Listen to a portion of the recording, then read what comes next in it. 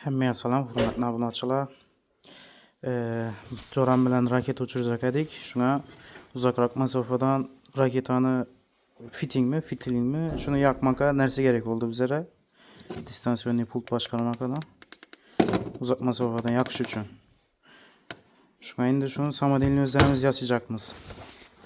Mesela kuzovini topdim, nomi bilinmaydi. Bor yerda qo'ydi.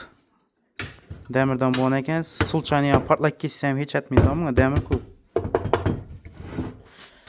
Bu uylara qo'yiladigan zvonok, distansiyadan uzoq masofadan knopka bosib chaladi-ku. Buni bunga o'rnatsam, relay qo'shib, ya'ni plus-minus pitaniya beradi, 12 volt. Bu yana zamikaniya uchun. Keyin fonarik topdim. Uzoq masofadan bunga o'rnatsam, bunga bosgan vaqti ibanda bu qo'shadi.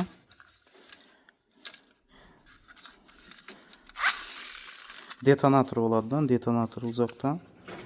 Yani qo'shadi raketa uchirish uchun.